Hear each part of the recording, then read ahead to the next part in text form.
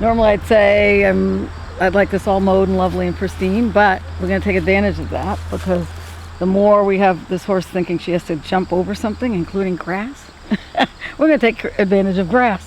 So sometimes I'll go out in the hayfield when it's all done or when I'm allowed to and go, quote unquote, canter through the grass to get the horse, take advantage of like we're doing another set of little miniature jumps, but they're continuous, right? So we don't want to do things that ground her too much. We want to do things that lift her.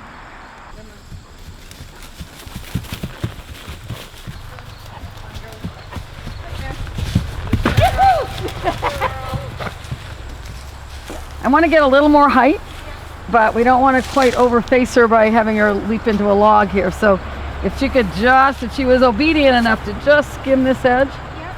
That would, girly, girly, the girly. I've seen Standardbreds that can honestly jump like deer. They can jump 4 feet easily. Wow. But they still don't necessarily canter in between. they can launch and then they land and then they go back to what's easy, right? Straight mare, straight mare. Yes, girly, super.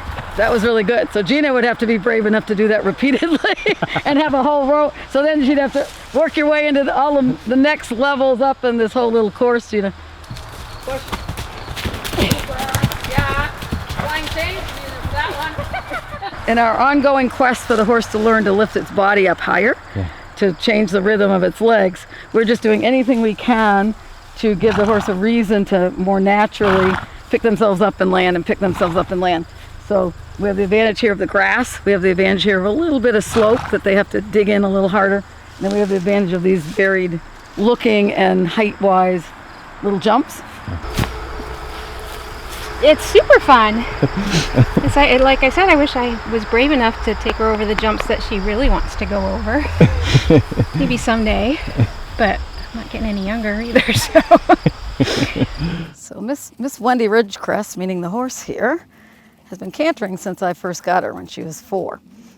She showed a natural canter. I trained her and showed her in first level dressage for a few years. And I said she injured herself a few times, and then that was not the end of riding her, but we have to be more careful. So in her past, she did a lot of jumping leg to jump, but we don't do that anymore because of her strain on her legs. So now she's mostly a school horse for us at the house, but she just has some natural, what I call natural air. So we've been spending time trying to get all these horses, encourage them to lift and rock themselves up and off the ground, and she just naturally wanted to do it. So that was in my favor that I didn't have to work so hard for that first part. So all right, Deb, shorten up your reins just a little bit more. Think just a little rounder. Yeah, exactly, because she knows what's coming. So she's trotting right now, and since Wendy was a pacer, she still can kind of morph back to pacing. So right in there, see how she now can keep going. So she can put more steps together, and then she landed trotting, meaning that she kept, there's a diagonal, there's a one stride in the canter that the back leg, the opposite front leg, and the back leg go at the same time, and that's what happens when they trot. So when they don't canter and they stop cantering, we're still looking for that pair to stay together.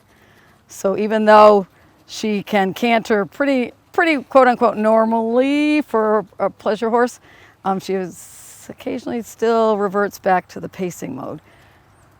So shorten your reins a little bit more, Deb. Okay, so trotting here. Pick up the canter. There we go. So see how she immediately, all of a sudden there's bounce. So we're bouncing, bouncing, bouncing, bouncing, bouncing.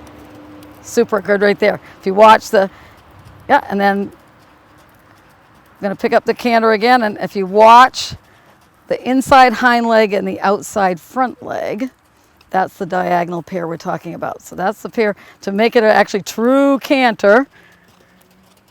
If you were a dressage rider, to have a true canter, those legs need to be going at the same, landing on the ground at the same time.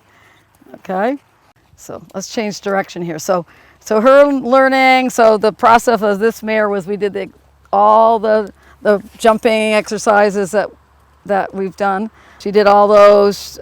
We did cantering out in the field in the grass. We went trail riding where we could find hills. I used to try to go trail riding like 2 days up hills before I brought her to a horse show so we could practice it. And she'd think the horse show was a lot easier than climbing mountains. You can see here every once in a while she shows, she's a little, her legs have gotten a little tired over the years here. But there we go. So now we see, you look at the inside front hind leg and the outside front leg. Those should hit the ground at the same time. So it's now, and see right there, now she's pacing for like 2 steps, and then she switched to trot. So now she's cantering again. Inside, so the legs on the inside, we call those the leading legs, which is kind of deceiving because the outside hind leg is actually the leg that starts the canter. And then having to do a tighter turn changes her balance a little bit, takes a little bit of the air down, and then she switches to her more natural gait, which is trotting. So they're still going to go to the easiest thing if they can. But she goes up, up, up, up, up, up. So the last leg to actually land, even though we call it the leading leg, is the inside front. So as a rider, people look at that leg to see if they're on the correct lead, meaning the legs are in the right pattern for the direction they're going. But it's deceiving because it's actually the last leg to go. So the leading leg is the last leg. So hold that thought, right? So we have to always encourage any effort and hope that you can keep up with it and you don't interfere with it and discourage them from doing it. So bravery is one. Skills, enough riding experience to stay on and be balanced enough not to interfere with the horse, right? So bravery, balance enough not to interfere, and then information enough to know what body parts need the help. So I think and many people don't know what a canter is. So a canter is directional, and it is lifting, and there is a pattern to it. On trotting, you can trot any direction anytime you want. Cantering, like I said, if I skip this way and want to go that way, oops, right? I can't do it. So then I have to put my legs this way to go that way. So a lot of people, if they're ignorant of that or just don't understand that, they're asking a horse to do something they don't even necessarily know what to do. So a lot of people just think kick and see what happens. And this horse can go 40 miles an hour without ever cantering. So if you think the trot is what creates your canter, if you're already going 40 miles an hour, your canter is going to be 42, right? So, and that's not really a canter, now you're running. Running is a different sequence of legs. So cantering, I said, is definitely, it's kind of a show off. It's what horses do when they're showing off, like frisking in the pasture.